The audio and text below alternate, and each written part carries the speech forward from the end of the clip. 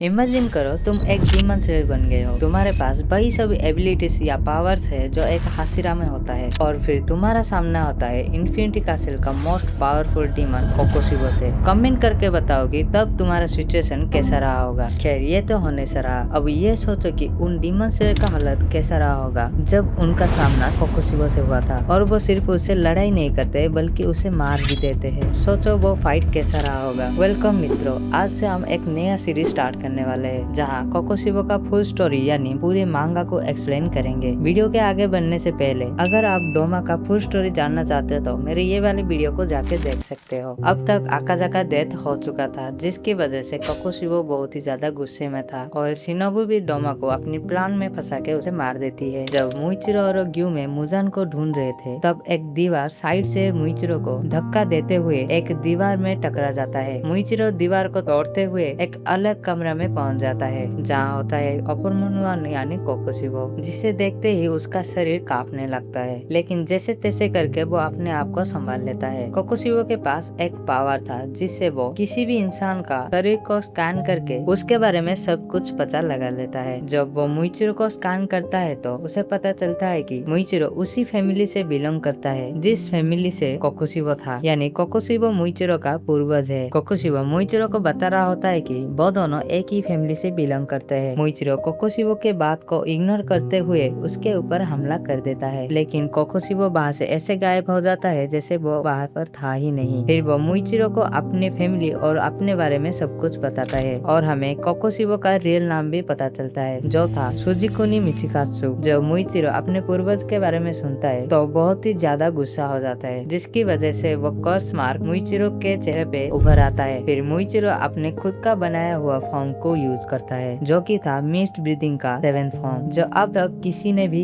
इस फॉर्म को यूज नहीं किया था, यानी मुइचिरो भी जेनुत्सु की तरह 7th फॉर्म को खुद बनाया है। जब मुइचिरो 7th फॉर्म यूज करता है तो चारों तरफ धुआं ही धुआं हो जाता है। ये देखे कोकोशिबो भी थोड़ा शॉक हो जाता है। जैसे ही मुइचिरो हमला करता है कोकोशिबो फिर से गायब हो जाता है। शायद उसे पता नहीं है कि जो कर्स मार्क उसे अभी आया है वो कब से कोकोशिबो के पास है। यही हम एक अलग चीज देखते हैं, एक डीमन ब्लड डीमन 8 की जगह अपनी ब्रीदिंग टेक्निक को यूज कर रहा है। हाँ, कोकोशिबो अपना मून ब्रीदिंग टेक्निक यूज करता है, जिसे डिपेंड करने के चक्कर में मुइचिरो अपना लेफ्ट हैंड खो बैठता है, मतलब उसका लेफ्ट हैंड कट के अलग हो जाता है। लेकिन फिर भी वो हार नहीं मानता, अपने हाथ को बांध देता है ताकि ब्लीडिंग रुक जाए, और सीधा कोकोशिबो के ऊपर हमला करने जाता है। लेकिन कोकोशिबो मुइचिरो से उसी का तलवार उसी की चेस्ट में घुसा के एक खंबे पे लटका देता है। फिर कोकोशिबो मुइचिरो को एक ऑफर देता है डीमन बन जाने के लिए, और उसे बात कर रहा होता है। पीछे गेनिया उन दोनों के बात चुप के सुन रहा होता है और अपना बंदूक निकाल के कोकोशिबो के तरफ करता है। तभी एक जोरदार साउंड होता है। गेनिया कुछ समझ नहीं पाता। जब तक वो नोटिस करता है कोकोशिबो उसके पीछे है, तब तक उसका एक हाथ जिससे वो बंदूक पकड़ा था वो कट के नीचे गिर जाता है। इधर मुइचिरो चिल्लाकर उस खंबे से निकलने की कोशिश करता है, लेकिन निकल नहीं पाता। गेनिया दूसरे हाथ से तलवार निकालता है, लेकिन कोकोशिबो उसका दूसरा हाथ भी काट देता है, जिसकी वजह से गेनिया अनबैलेंस होके मुंह के बल गिर जाता है। कोकोशिबो समझ जाता है कि गेनिया ने डीमन को मार के खाया है, इसलिए उसका शरीर एक डीमन की तरह बिहेव कर रहा है। फिर वो गेनिया को बीच में से काट देता है। उसका शरीर और उसका शरीर का निचला हिस्सा दो अलग हो जाते हैं। कोकोशिबो हैरान हो जाता है कि ये बीच में से दो हिस्से होने के बाद भी मर नहीं रहा है, क्योंकि आज से 300 साल पहले कोकोशिबो ने एक ऐसा ही स्वॉर्ड्समैन से लड़ा था जिसने डीमंस को मार के खा लिया था। जब कोकोशिबो उसको दो हिस्से में काटा था तो वो मर गया था, लेकिन गेनिया अब तक जिंदा है। वो सोचता है शायद उसका सर काटने से वो मर जाएगा। अपना तलवार निकालता है और मून ब्रीदिंग से गेनिया के सर पर हमला करता है, लेकिन तभी वहाँ पर एंट्री हो जाता है गेनिया का बड़ा भाई सानेमी का, जो विंस्टाइल का 4th फॉर्म से हमला करके गेनिया को बचा लेता है। भाई साहब आते ही सीधा कोकोशिबो को गाली देने लगता है, साथ ही अपने छोटे भाई को भी। हमें पता है कि सानेमी अपनी माँ को मारा था क्योंकि वो एक डीमन बन गई थी। वो अपने भाई बहनों में से सिर्फ गेनिया को ही बचा पाया था, इसीलिए वो अपनी छोटे भाई गेनिया से बहुत ज्यादा प्यार करता है। वो उसके ऊपर इसीलिए गुस्सा होता रहता है क्योंकि वो नहीं चाहता है गेनिया इन डीमंस के चक्कर में पड़े। वो बस यही चाहता था गेनिया अपनी पूरी लाइफ अच्छे से जिए, अच्छी लड़की से शादी करे और अपनी बीवी बच्चों के साथ खुशी से रहे। ये सुन के गेनिया भी बहुत ही दुखी हो जाता है और सानेमी से माफी माफी मांगता है। फिर सानेमी कोकोशिबा की तरफ देखता है और उसे गाली देते हुए हमला करने जाता है। जब कोकोशिबा अपनी मून ब्रीदिंग से हमला करता है तो सानेमी चुपके से उसके नीचे आके विंड स्टाइल से हमला करता है, लेकिन कोकोशिबा उसे बच जाता है। जब कोकोशिबा जंप कर रहा था तब सानेमी फिर से फास्ट फॉर्म से हमला करता है, लेकिन कोकोशिबा अपने काटाना से उस हमले को रोक देता है और भाई सानेमी तो उसकी काटाना को भी गाली दे देता है। खैर पार्ट 1 को यहीं पर एंड करते हैं, मिलेंगे नेक्स्ट पार्ट में। और हाँ, चैनल को सब्सक्राइब करके जरूर जाना और कमेंट करके बताओ कौन सा हाशिरा सबसे ज्यादा गाली देता है। Thank you for watching.